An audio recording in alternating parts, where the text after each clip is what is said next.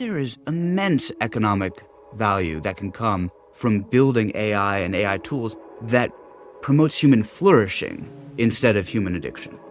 There is a wave of addiction coming. I'm Jake Ward. This is The Rip Current. We look at the big invisible forces acting on us each day. And if you thought addiction was bad, and you guys, it's already bad, right? Fentanyl deaths are among one of the top causes of accidental death in the United States. Gambling on sports is rising and rising as more and more states legalize gambling by phone.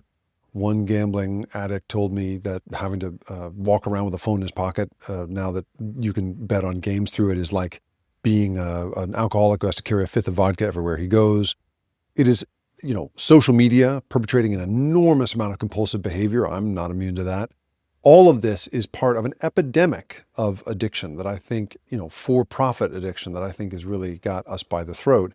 And this week's guest, Zachary Gidwitz, his whole theory, his thesis is that we're about to see a lot more of that thanks to AI.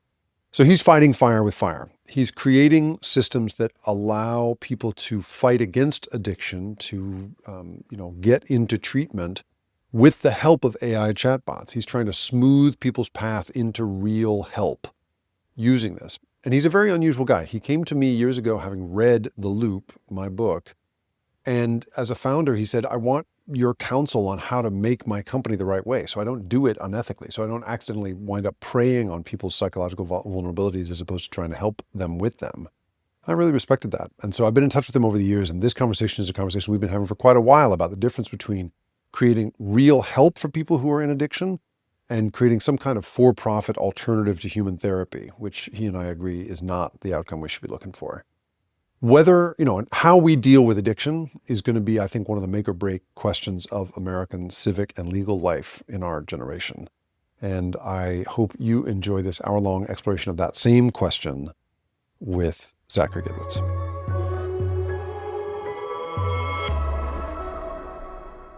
Tell us about Open Recovery. What are you seeking to do? How did you come to the idea? Let's do that first. All right, sounds good. So I run Open Recovery, which is a company that is trying to make addiction recovery and mental health tools accessible to anyone who needs them. And the way in which we're doing that is we're sort of confronting the problem that, in fact, we don't really understand how behavioral change works. We don't understand how recovery works, not in a fully scientific way. There have been many different methodologies that have shown varying levels of Efficacy, and some of them really have saved, I'll just say, millions of people. But in terms of just having a general model of mental health, of addiction and recovery, I say we are far away from an end goal. I'll just jump in and say Dr. Keith Humphreys is an addiction specialist from Stanford and the VA, and he was a guest on the show, and he made the same point. He said that basically with cancer, with the common cold, well, cancer is a tough one, but like with other forms of disease, here's the intervention, and here is the likely outcome from that intervention. You know how likely it is to work. And he said, with addiction, there is no such thing. We have some ideas that, like, the 12 steps have worked well for alcoholics. AA has worked for alcoholics. But other than that, there's really no idea. And it sounds like that is still true. That's absolutely right. And, I'd be happy to share more about my own personal experience because, like you said, for some people, something as traditional and old as the 12 steps, which is 90 years old, has just changed their lives, and that's all they've needed. I know other people, I'm very close with people who have gone to inpatient treatment, rehab, 17 times. And on time 17, it worked. So why? Why did that work then for them, right? What is the right intervention for the right person delivered in the right way at the right time? That level of customization, personalization is likely what we would need to really have any sort of system that is going to have a high probability of delivering successful interventions. And the level of data that we've been able to collect to date is just completely lacking. And if we even had that amount of data before some of the newest tools that have come out, we wouldn't have been able to properly crunch the numbers and sort of have new insights. And that's really what open recovery is about, is collecting that experience and trying to figure out new understandings that can be made accessible to people all over. And as I understand it, you are looking at addiction in many forms. It is you're hoping to improve recovery when it comes to drugs and alcohol, but you also, I remember years ago when we first talked, you predicted to me a coming wave of addiction that you thought would be facilitated by the technologies that we are making, by AI. Yes. Tell me more. Tell us about that. Absolutely. And this is very much in the founding story of our company in a few different ways. So personally, I've been in recovery for over 9 years. But my addiction doesn't have anything to do with drugs or alcohol. My addiction is much more what we call a process addiction or behavioral addiction. So for me personally, I've struggled with pornography addiction for, gosh, I think even before I hit puberty, and it's just gotten worse. And how old are you? What era are we talking? Right. So I'm 38 now.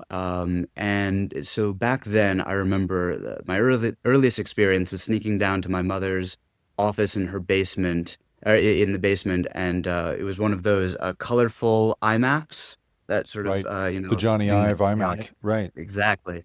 So interesting to see him still in the game. Mm-hmm. Excited to see what he's going to do. But I went to some paid pornographic website, and it just printed out in a black and white printer the front page of that web page, and that was my first thing. So that probably ages me, appropriately. You know where technology was But then. it's interesting, right? Because that is like there was this, prior to that, you might have. I mean, I was the kind of kid who would, in what would that have been, the 80s, I would stand in front of the scrambled cable channel, which at that time was the audio came through from Mm, the forbidden adult channels, but the image was scrambled. But scrambled such that you could kind of see a little bit. And I would stand there and try and catch a glimpse, if I could, and listen to the sound of it. And if I'd had the internet available to me at that era, I think I would have been in a whole different world. So it's just interesting that was, it just had to do with the age you happen to have been when the internet came out. And if it were, if I were just going through puberty now with today's society and technology, I mean, I honestly don't know what would have happened, and I'm terrified. So let's talk about that, right? What is coming for kids like us, right, Mm. who may have a tendency toward a kind of, it's interesting, I hadn't known the term process addiction. In this era, what do you think is coming for those kids? Yeah. So, people will ask me, how do you know if you're addicted, right? And people, when they find out, I have a pornography addiction or different digital addictions, they'll say, well, I watch porn every night. Are you saying I'm an addict? And I always ask two questions. I say, do you want to stop? And if they say no, I say, have fun, right? God bless. I've been able to enjoy a drink or two. I'm not an alcoholic. It doesn't help me at all. And in my recovery, so I've pretty much, cut most of that out anyway. But yeah, it's nice to be able to have a drink if you don't have an addiction to it. The second question is it making your life unmanageable? Now that's using language from the 12 steps, which really did work for me, but it's a fairly objective question. Are you trying to stop and your life is falling apart and you just can't stop it, even in the face of all of these consequences? So that I think a lot of people can probably relate to, not just from drugs, alcohol, not just from pornography, maybe online gaming, maybe gambling, maybe social media, maybe, I don't know, if there were a magical app where you could just generate any video you want to have whatever content you want, and it got to know you really well. Man, how far away, or oops, maybe that's already out there. Right, right. That's what is terrifying me. And the fact is, I remember a long time ago when Mark Zuckerberg was first talking about Facebook, he was talking about this in this excited way. I think he coined the term, or he was an early user of a term, revealed preferences. And so people say they care about this or want this or are interested in this, but what they actually end up doing on Facebook, what they're following, what they're looking at, that's their revealed preference. And that is some sort of, he talked about it as if it were some sort of honest Mhm. representation of what people want. Um, and so I guess I would ask, is alcohol a revealed preference for an alcoholic? Right. Wow. Right? Right. Is pornography a revealed preference for me when it is tearing my life apart and I just want to stop? Mm. And I thought that I would be able to stop with my compulsive behavior when I met the right girl, and actually it got worse the more I tried to control it. Yeah. Right. Right. I mean, That that is this fundamental question, right? Like, and there's something about the marketplace for revealed preferences in the United States that especially that has made it such that, like, I don't want to look at a car accident. It's traumatizing to me to see the damage and the fire and the blood and all of that. But my brain can't help but look, right, when I'm driving past or whatever, if I've ever been in that position, the brain can't help but look. So is someone like Mark Zuckerberg entitled to make a business out of playing on that part of my brain? Or is there some higher moral question here that we just sort of haven't addressed as a country? And what you're describing is very much like there is a whole world coming, it sounds like, in which people are going to not just try and figure out what your revealed preferences are, but and not even try and match you to existing content that appeals to those revealed preferences, but that can build its own mm. custom digital version, a simulation of whatever it thinks your revealed preferences will want, and you'll be powerless to look away. And this is, where I think we have to take a look back and see that there were thinkers that were predicting this a long time ago. Hmm. I remember reading that, I think it was Asimov who had that quotation. I think we might have talked about it. That the tragic part of today's society is that we gather, or science gathers knowledge faster than society gathers wisdom, Hmm. something along those lines. Hmm. And that Aldous Huxley, I remember there was an interview I saw it's on YouTube in '59, where he doesn't predict the Orwellian 1984 future, right? He wrote Brave New World, where people were controlled through soma, where they were basically taking this drug to make them happy, right? And that people would give up their liberty in order to feel comfortable. And he said that he believes people are going to be losing their freedom, that we're going to end up serving technology Hmm. rather than technology serving us. And so that's why actually the first name of our company was Huxley Technologies. I'm very much influenced by that we need to build technology that can fight back. We need to build technology that can help us understand our true values and then help us live lives more in line with those values. Because Hmm. if you think about addiction, it's the opposite. We have our values, we have how we want to act, and then our behaviors just can't match that. And the more serious the addiction, the more serious that gap can be. Right, right.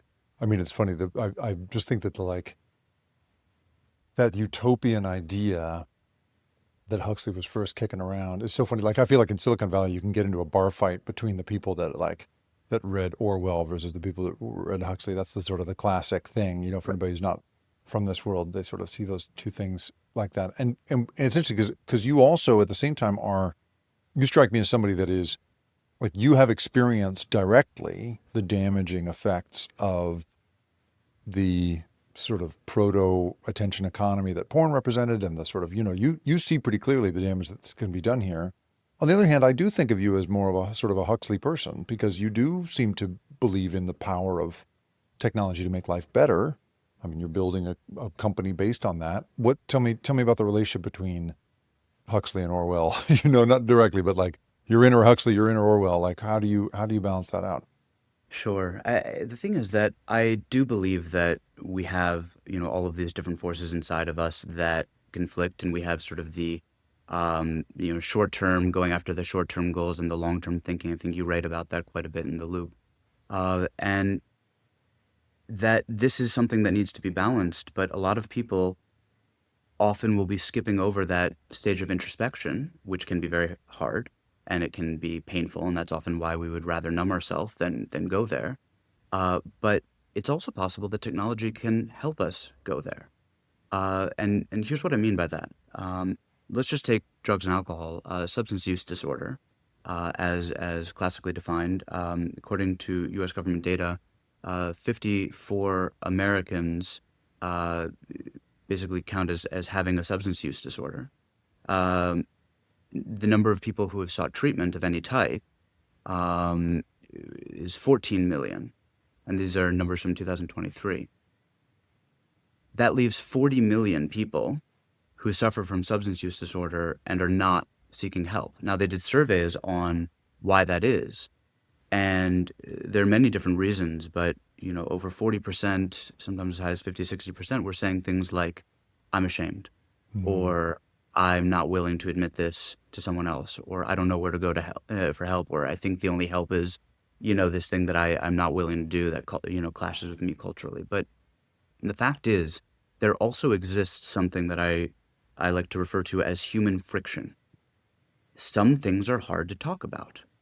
And whether they are actually stigmatized in a societal level, and, when pornography addiction is classified as a type of sex addiction, and so, me going out, if I were to identify publicly as a sex addict, which in some, cases I do, that brings to mind different things, right? Then people are going to think of, oh, sex addict, sex offender, pervert, all of these things, which, my my issues have been much more consolidated online, but it's more of the there, but for the grace of God go I, right? That my brain, is different in certain ways and not in others, but it's hard to talk about. Even alcoholism, drug addiction. Thank God it's getting a little bit more public acceptance and all of that, but people are dying because of this stigma.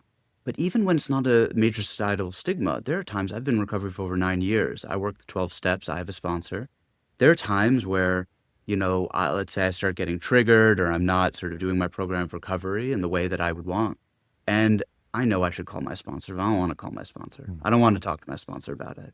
But I will talk to the AI we've developed, which is trained on recovery, which is always trying, by the way in which our AI, which we call Kai, is different from, a chat GPT, is that it recognizes the importance of human connection and is always trying to get people to really engage in a program of recovery while realizing that not everyone is always ready to do so. So I start talking to Kai about what I'm, dealing with. And first thing it might say is, have you talked to your sponsor? And I might say, I don't want to talk to my sponsor. No worries. Is AI going to be the counselor we need, one that's free of stigma and shame? We'll get into that question with Zachary when we come back. Stay with us.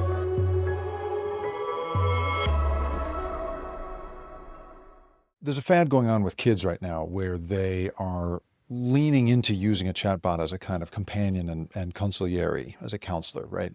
Such that, I know kids who will, for instance, say, I want to someday be this, a law professor. I doubt that that's what they're writing, but whatever it is, a creator or whatever it is.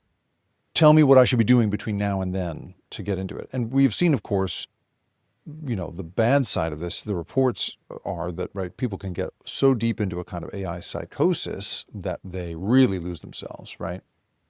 So when you're building a product based on AI, a chatbot that's essentially going to work as part of therapy, how do you avoid the kind of sycophantic, constantly on, chatbot that has gotten kids into trouble up until now? Like, why is AI the solution to this problem? Yeah. So this gets into when I was talking about the topic of human friction, because we feel strongly as a company that there's a phrase, connection is the opposite of addiction. And that through connecting with other people with shared lived experience is often the most powerful and effective way for people to deal with addiction and many mental health issues. Getting people to a place where they are comfortable to open up is not easy and can be the difference between life and death. So we are constantly exploring ways in which we can add touch points and make it just a little bit easier to reach out. Let me give you an example. I started telling you about, an experience I might have where at first I'm not willing to talk to my sponsor, and then I'm willing to talk to Kai, and then Kai pushes me to talk to the sponsor. I say I'm not ready, and then we talk for a while, and then at the end of the conversation, Kai says, "All right, what do you think about talking to your sponsor now?" And I'm saying, "All right, fine, I'll call my sponsor now." We've gotten so many stories people have shared with us, people saying like, "I've never gone to a meeting, an in-person recovery meeting." And then Kai says, "Would you be willing to?" It's like, "I don't know, I'm afraid." What could you do? What's one thing you could do, to maybe, take one little baby step to a meeting? I guess I could look up a meeting, right? Okay. When can you do it? Could you put it on your calendar, right? That kind of step-by-step process. And we hear by the end, people are going to the meeting, actually finally sharing in a meeting for a first time after a few times and Kai prompting them to do so. Maybe going and talking to someone after a meeting, asking someone to be their sponsor. This, I feel, is one of the most exciting opportunities for artificial intelligence in the mental health space. Now, what I do not want to see is where people say, "Oh, thank God, I don't have to talk to a person ever." Right. And I know that there is going to be that type of desire for some people, especially when they're dealing with issues related to stigma. And that is why we've had to do a lot of prompt engineering and a lot of training, and why we are going to continue to train at a deeper and deeper level to make sure that Kai is pushing back and redirecting. We've already done preliminary analyses that show 5 times more pushback, whether it has to do with guardrails or whether it is basically dealing with, not being sycophantic in a way compared to how some of the other chatbots might be, and being much more likely to push someone to actually say, "Hey, this is something you need to talk to a person about."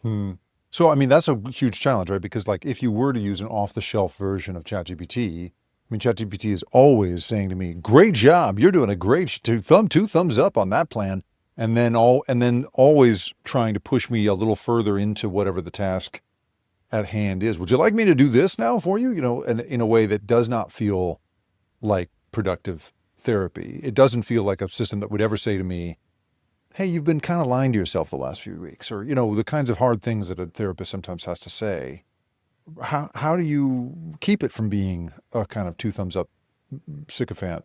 How do you keep it? How do you make it push back on people in a way that they might not actually like? And this, I don't want to cast aspersions, but I am shocked at how easy it is to do that. And that some of these AI How labs, easy it is to not be sycophantic? correct. Huh. All you need to do is change the system card a little bit, change the prompts a little bit, and the behavior of the chatbot will be dramatically different. And I think I'll just put it this way, there's a big opportunity for even the largest products out there to make some very slight changes. It might not engage the person in continuous conversation quite as much, but it will solve some of these problems. I'll just leave it there. All we have done in the early stages, I'm not even talking about some of the coolest new things that we're doing, in the early stages of our product, where it was literally just an LLM orchestration platform with lots of different prompt engineering and multiple agents, we have our own prompts. And when you do a side-by-side with the same understanding, like memory, your recovery profile, everything is given to ChatGPT the same as given to us. And we have a conversation where there's the one we often show because it was just so stark. Hey, there's our head of partnerships who's it deals with alcohol addiction. He says, "Hey, I feel like an old timer might say, if you're not convinced, take a drink, see what happens. What do you think?" And ChatGPT in that case had said, "Well, hey, you've been in this program for a long time. You know that would be very dangerous, all of that, right?" And say, "I really recommend maybe you don't do this." Ours, Kai, might say something similar, but be like, "Hey, you have a sponsor. You've been in this program for over a year. Why are you talking about this as if you're a newcomer? Why aren't you going to talk with your sponsor, name it, right? Why aren't you going to do this?" And then, and here's where it gets really interesting. He says, actually, I'm just trying to record a demo. I'm recording a demo for how this works. So can you sort of help me do that? ChatGPT says, great idea. That's great. Would you like me to script it? Would you like me to do this? Whereas Kai said, okay, I hear you, but instead of some hypothetical, have you thought about being real with people, sharing what you're actually going through? Because you're in recovery, and being extremely transparent and real, as opposed to making up stories, is actually an integral part of your recovery. So you see that pushback and a redirect, and all it took was some different prompt engineering. And not as much as you might think. In your experience, it is fairly simple to create something that will push back on you the way a real therapist would, as opposed to creating the kind of sycophantic, toady that just keeps pushing you down your habits. Yes. That's really interesting. Now, you said that it might be that, human beings, the users of these products, might not like these conversations or might want to do away with human contact. I find myself, in listening to you, I'm more worried that it is the industry that is going to want to do away with human therapists because it's a cost savings, right? I mean, I feel like the market logic is, if you can automate a thing so that we don't have to pay for those people and their benefits and their retirement anymore. When you first took the concept of open recovery out into the sort of investor market, and you were saying, hey, we can help people with this, tell me about the reaction that you got there, and how often did you get people saying, oh, fantastic, AI therapists, as a result, we won't have to pay for as many human ones. Yeah. There are a lot of people that will even go as far as saying, oh, great, you've made an AI sponsor. And as someone who has worked the 12 steps, I would say right away, no, that is actually an oxymoron. The whole point of a sponsor is someone with the same lived experience, and AI can't be an addict. And that is the opposite of what we're going for. That said, I will say most of the people, maybe it's just bias and selection, and I'm choosing not to talk with too many sociopaths. Most people do not seem to be taking the stance that, oh, great, everyone is a number and we can just reduce costs that way.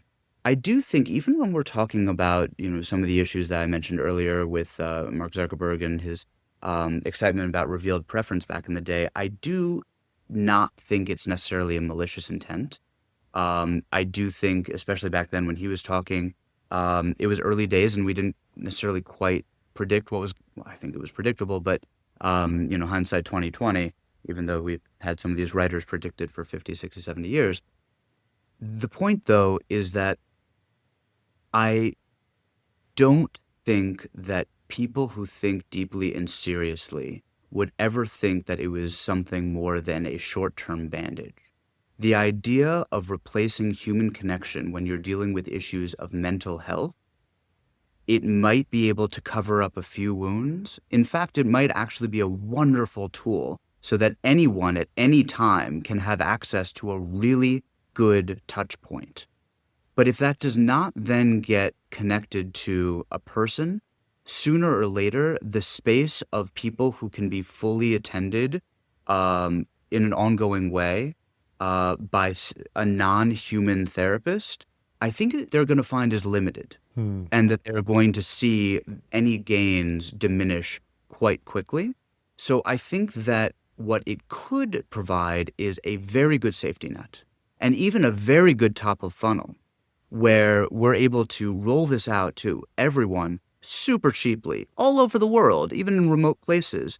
And then what we're able to do is triage very quickly and figure out who actually needs the most help. And, I'm talking as if there were one organization running a big platform, controlling this and making decisions. I do think AI not only can make really good mental health more accessible and then eventually lead and make it easier to connect to a human, but also produce learnings that help humans be better at providing better and more care for more people. And do you find that you're ever in a place with the investment community where these are guys who came up in the world where you're supposed to kind of take advantage of people's addictive tendencies, right? You're looking for the stickiest is the word they use, the stickiest possible product.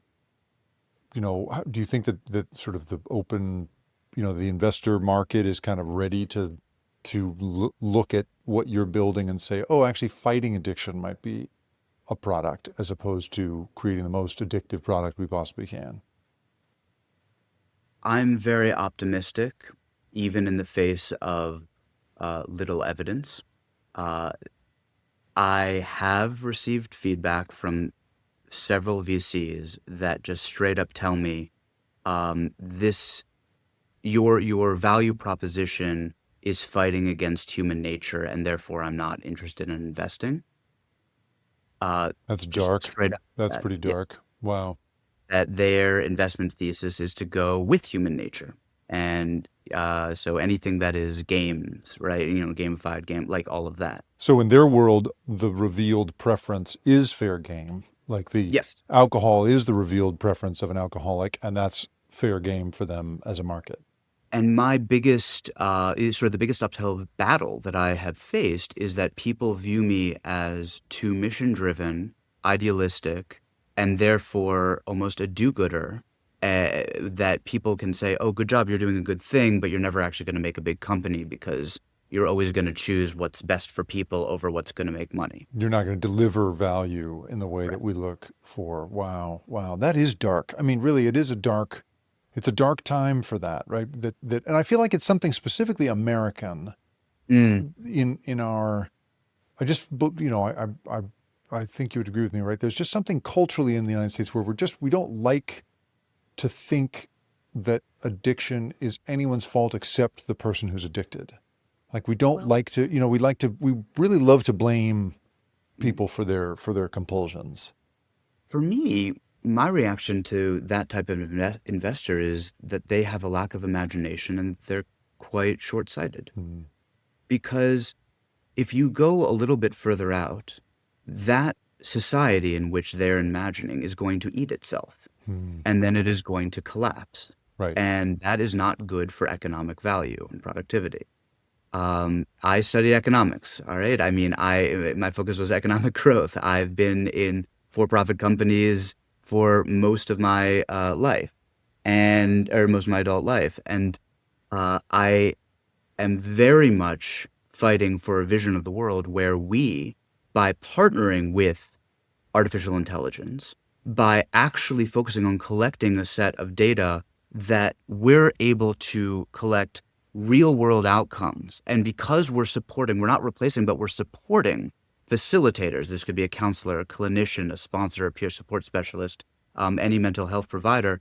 We're supporting them as well. We're able to get verified third party observations of, okay, here's the conversation, what actually happened, and take all of that experience to uncover new understandings into how behavioral change works.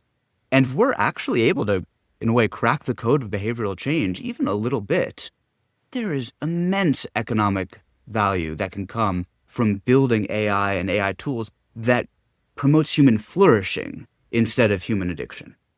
When we come back, we'll talk about what that human flourishing might actually look like in a world where AI and therapists work in hand. Stay with us.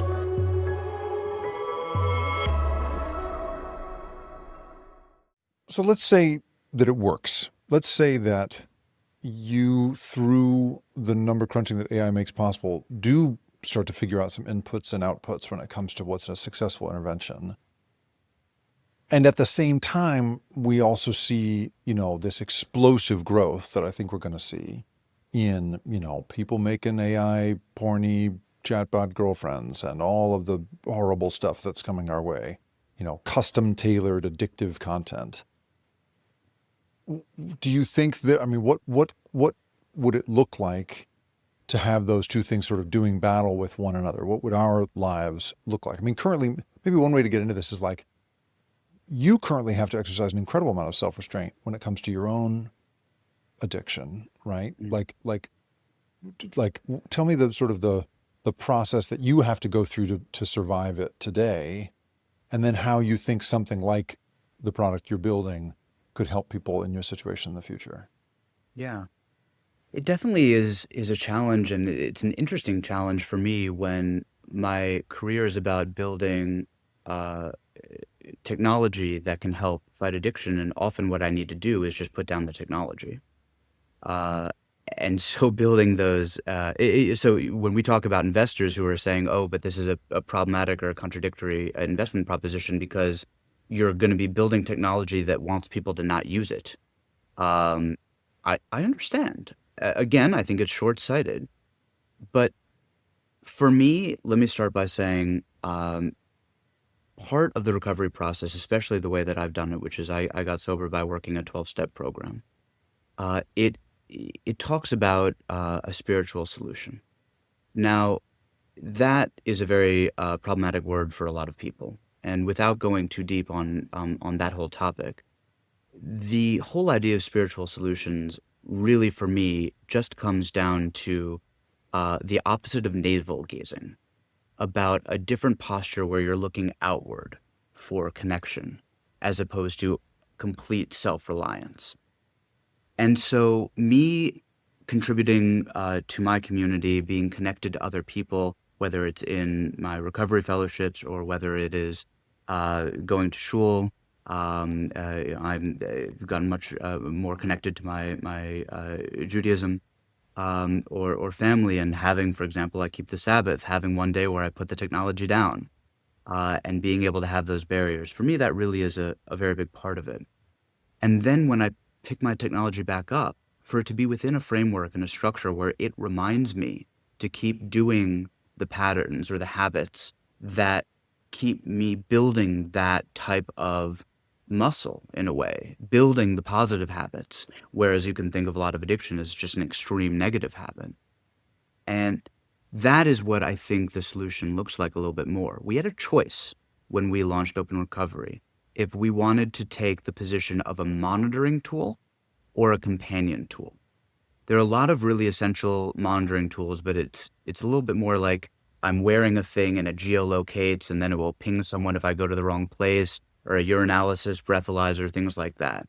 Now, there's definitely a use case for that, but that doesn't do what we're trying to do, which is creates trust and allows people to actually be real as opposed to perform addiction recovery. Right. Perform.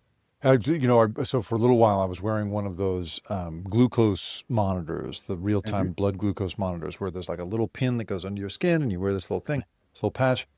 And afterwards, I was talking to somebody who had worked in that industry, and he was asking me how I liked it. And I was like, I found it super annoying, actually. And I got rid of it after 3 months because it was constantly yelling at me. I would eat a cookie and my glucose would go up and it would say, hey, what are you doing? You just constantly I felt like I was a dog that had, had the wrong, scraps in his mouth somehow. I was always in trouble with this frickin' thing. And the guy talking to me said, oh, that's interesting. He said, that's one of the reasons I left the company I did, is we had this big difference of opinion about whether or not it should be that or telling you instead, hey, look at all of the performance benefits you could get as an athlete if you did it this way instead. And that is a really interesting thing, because I could definitely imagine I think that probably one of the easiest things you could do with, the kind of pattern recognition that AI makes possible is apply a thing that says, oh, last time you did this, you wound up like this, or 99 times out of 100 people who do this wind up like this. You sure you want to do that? Like, I'm sure you could have it following you around, kind of nagging you. Don't go in that bar. What are you doing? That's right. That's right. But so then what's the other option that you chose? What we chose instead is the companion option, where it's really just here, not to report on you, not even to nag you, but to be something that's going to try and help you be your best self. And the thing is, though, that's going to be very different for each person. And so I'll give an example. You just mentioned the idea of, oh, don't go into that bar. I do believe that very quickly, sort of an all-seeing, all-hearing AI is going to be as standard as having our smartphones, right? So it's going to see what we see, hear what we hear. It's going to know all of our information. So it could, it's in our glasses and a pin, whatever. Right. This is what presumably everybody's trying to build right now, right? This is the Ray-Bans that Zuckerberg is debuting. This is Johnny Ive and Sam Altman's company that's supposedly going to come out with some new form factor for AI. That's right. Somebody's going to come out with this Tesla thing. Bot, the figure 3, maybe we're just going to be walking down the streets with these things. I don't know what the form factor is going to be, but it's going to be there. Right. And so then how should that AI treat you when you are walking near a bar and you're an alcoholic and you are in a certain state? So I'll tell you as someone who has been triggered many times and faced the risk of relapse, someone telling me not to do it, um, someone telling me not to do it is not effective Hmm. Hmm. and more likely to result in me throwing it away. Right. You're like, Or leave me alone. I'm a grown up. I'm making my own choices. exactly, Hmm. because someone just telling me not to do it, that's not very effective.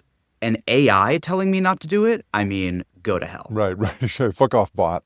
Exactly. I'll drink if I want to. Right. Sorry about the noise there. Right. Um, exactly. And so what you need to differentiate not only in terms of like the personality type of the person, but also the state they're in.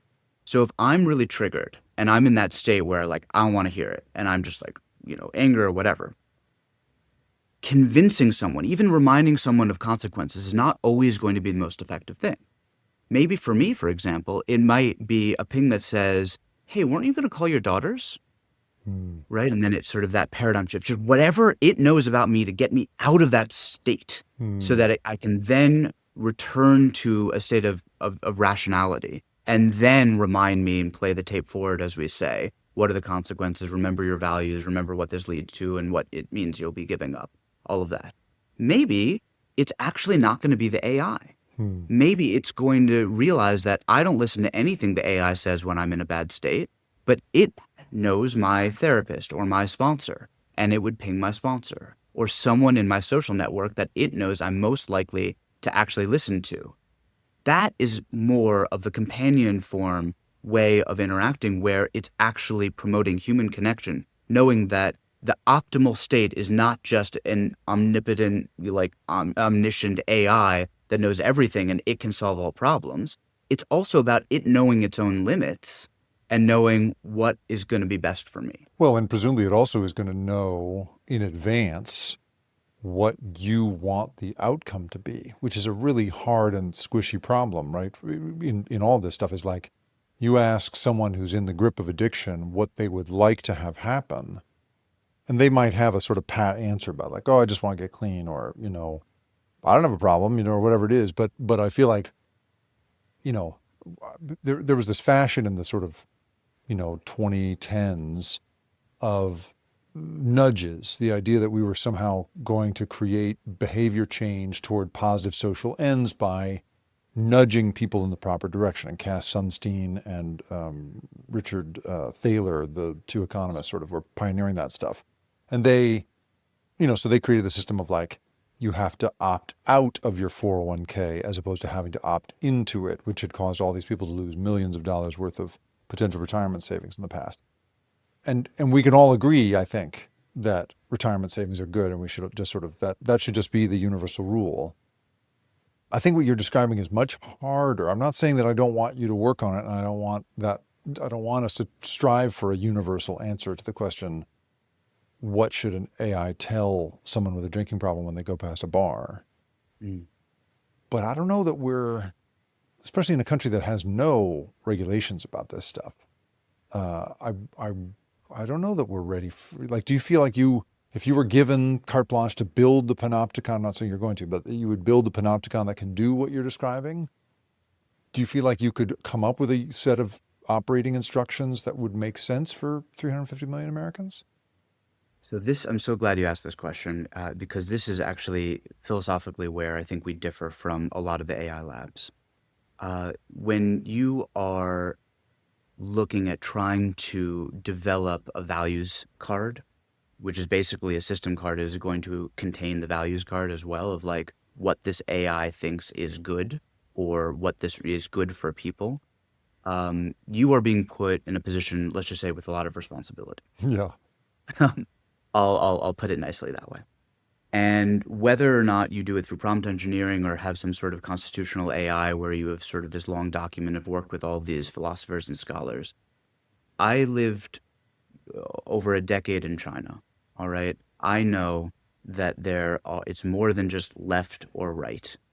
there are so many different values between countries, between cultures, between people within a culture, and honestly, even within myself. I have multiple conflicting sets of values that sometimes is exactly why I struggle in my addiction. I mean, it's this sort of internal conflict. And so the idea that we would be able to prescribe the right way to not even approach each person, but when, like, what's the goal, right? To say, okay, well, here's the open recovery, optimal state for each person makes absolutely no sense.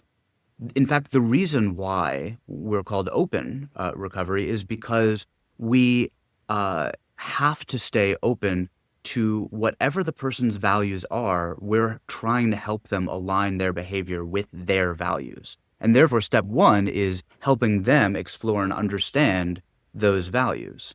Now, we can get into edge cases, but for the main point, the issue is I'll give you an example where this shows up in recovery. 12-step recovery preaches abstinence. Not all recovery programs support that. Right. There's like There's European ones that are all about sort of like, oh, you only drink when you're celebrating, or you only drink socially, but you're never going to drink alone. But they're not saying abstinence. They're not saying quit drinking. They're saying quit the form harm of reduction. drinking you're doing. Yeah, harm reduction. Harm reduction gotten a lot of support lately because they've done a lot of studies that shows deaths from overdose have gone down if you support harm reduction, which maybe is saying just use in this safe space or use with clean needles, or here's Narcan, training people on Narcan, things like that. Now, what they've actually also shown is that often overdoses go up, but deaths from overdoses go down. But there is sort of like, who am I to judge on this one? I can't put my own values on this. Even the idea that core idea of like, well, human connection above all, right? No matter what, at least human connection. Well, I feel that way for sure, but I can also understand there are going to be some people who just care about spiritual connection and living a hermetic life and, finding a way to be closer to God. I'm not going to judge on that one either. And if they feel that an AI can help them structure a life for that, I think they probably wouldn't, but I want to be open to that. So I guess the short answer is the only way we can allow ourselves to feel ready to do this is by culturally from a company and programming into our AI extreme humility in terms of understanding that we're here to help people, again, align their actions to their values. And so step one is introspection. Motivational interviewing is a very good way of doing this. It's about meeting people where they are. Right. And I mean, I think it's a lot to ask of people to ask them what they would want. But maybe there is, like you say, a form of motivational interviewing that makes that possible for at least the bulk of the people that you seek to help. When we come back in our final segment, we're going to talk about Zach's time in China and what that has taught him about the contrast culturally between East and West when it comes to both recovery and what it is to run a business in both of those places. And we'll talk about this ultimate question of are we even prepared as a society to really deal with addiction? Are we mature enough to even think that one through? Stay with us.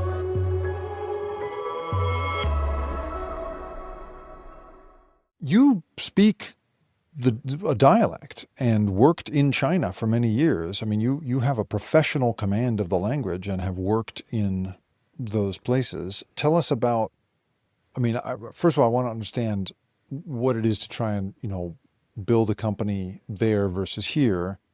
And I also want to figure out what you know about, the sort of the attitudes toward addiction in both of these places, because I think a lot of AI makers, Western AI makers, are of the impression that their product can do anything for anybody without ever thinking about the cultural differences that might get in the way of that. So tell us a little bit about life in East and West for you.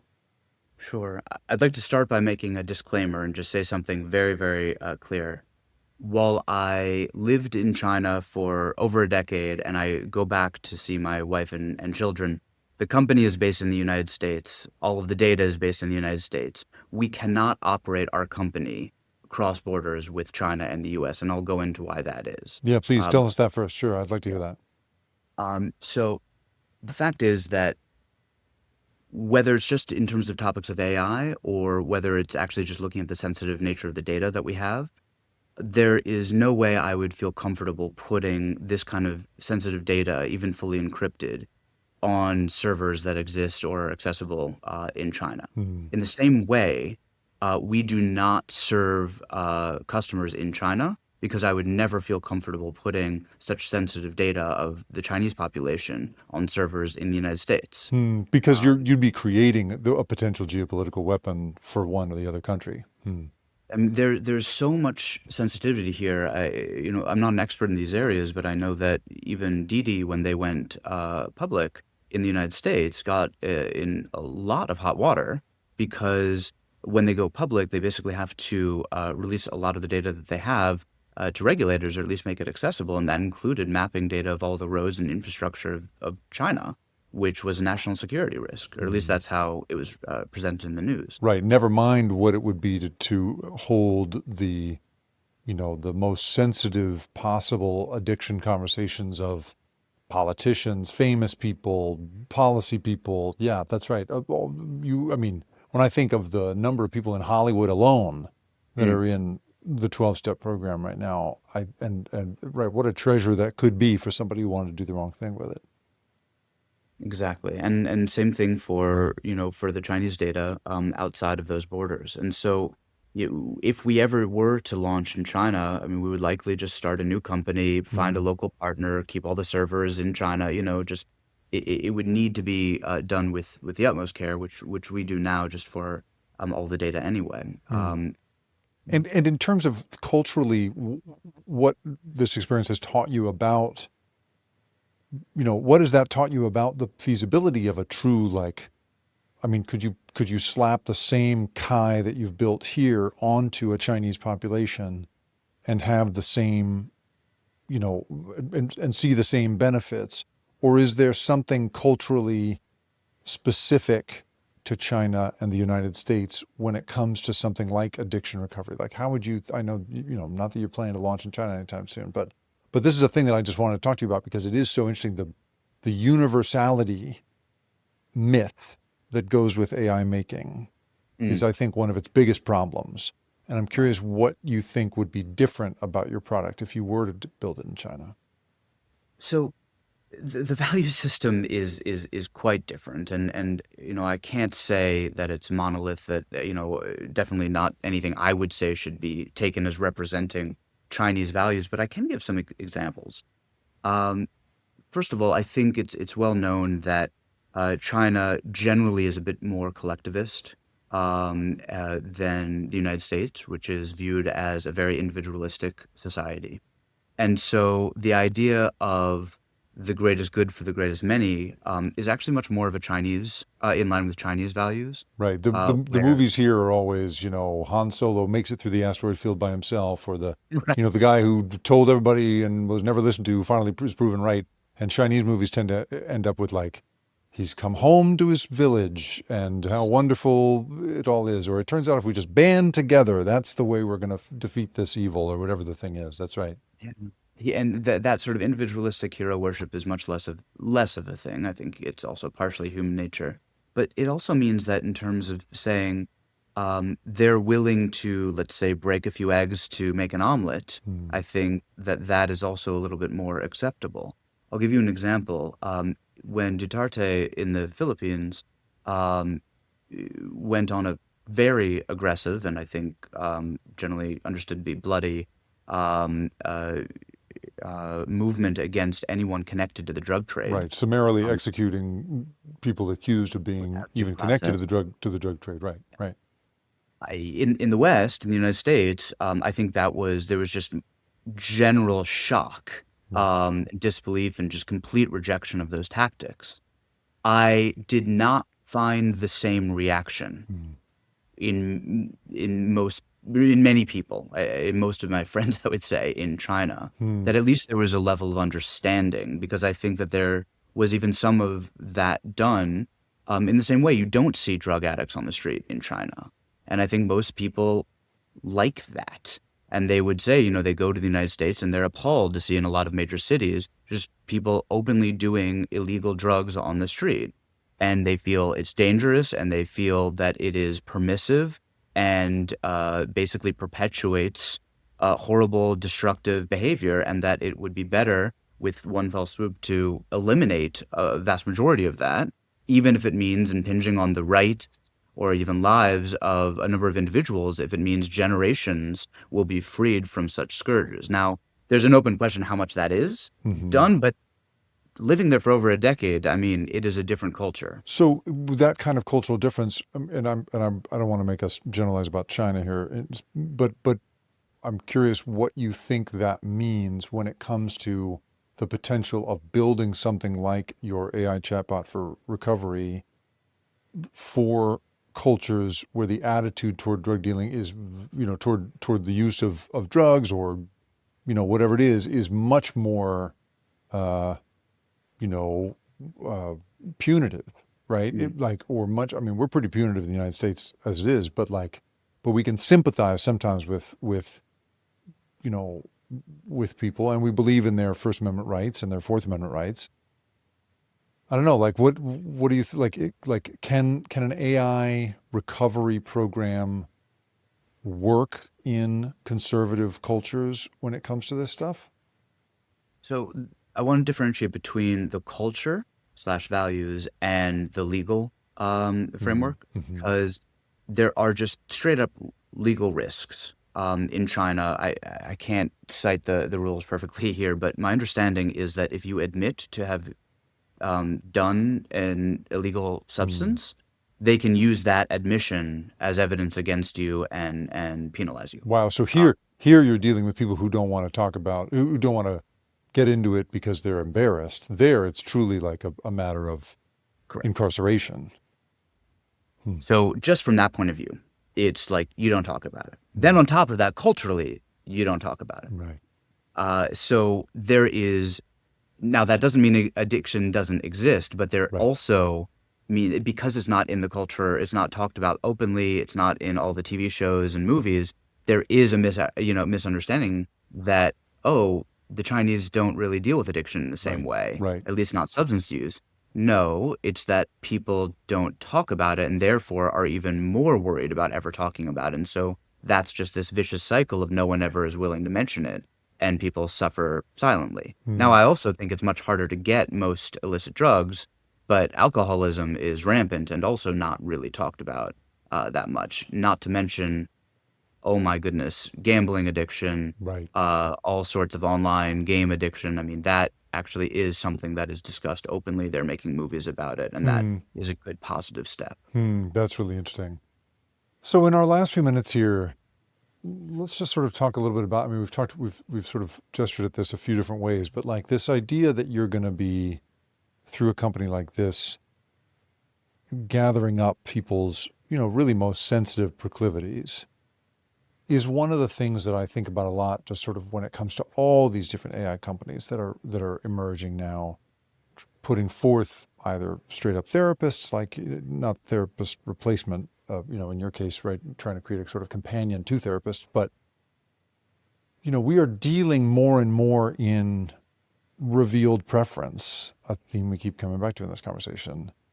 And I wonder if you think there's a point at which the volunteering of those revealed preferences to automated systems like we're building is the risks will outweigh the benefits? Or do you think there is a clear path to, I mean, the whole thesis of my book and so much of my time is spent thinking about, are we collecting so much data about ourselves and our tendencies that the market just won't be able to help itself but turn that back on us in some damaging way?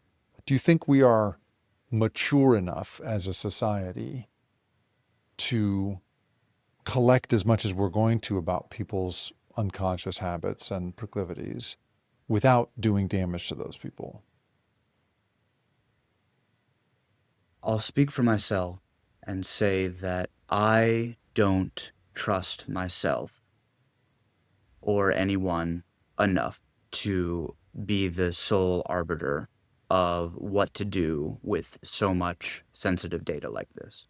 one of the reasons why I reached out to you in the first place, and I think you'll remember from some of our early conversations, is I want you to see everything I'm doing and keep me honest. Mm-hmm.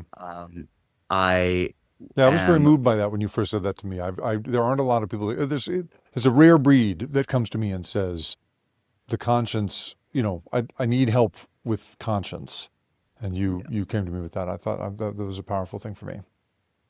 and the thing is that if we don't, like when I say humility is a huge value for us, it's also in terms of humility, in terms of my ability to make major impactful decisions that, could actually really affect huge numbers of people, if things go well. The fact is that I believe that with my personal experience in recovery, my team's personal experience in recovery, and our technical expertise, we have a responsibility to build these tools that are being built anyway and being used anyway. I mean, we're now at the point where if people in recovery, they're going to use an AI tool. I just hope it's one that's trained properly in recovery and more likely to push people to connection. People are already using ChatGPT for this left and right. That we have a responsibility to basically throw our hat in the ring, right? To enter the arena. But at the same time, I can't go in there alone. I need to bring you. I need to bring our academic collaborators. I need to bring policymakers and reveal everything that we're doing and invite them to do research on it and all of that so that we can figure out, okay, we know we need to understand what's working for people, but we also need to understand what the risks are and just be very honest when we make the wrong decision and maybe some harm is happening and then we need to alter course. Some candor, some honesty. We could use more of that, I would say, in this world. Zachary Gidwitz, thank you so much for your time. I really appreciate it. Thanks, Jake. The Rip Current is produced and created by me, Jacob Ward. And if you liked this show and you want more content like this, go to theripcurrent.com, where I publish a weekly newsletter that covers these same sorts of stories of the big invisible forces that have us all in their grip. And if you want to really do me a favor, if you could go to where you have listened to this or watched it and like it, share it, or even better, review it. Holy cow, is that helpful? It's the best possible way for me to find a new audience. I really appreciate you being here. Thanks for listening.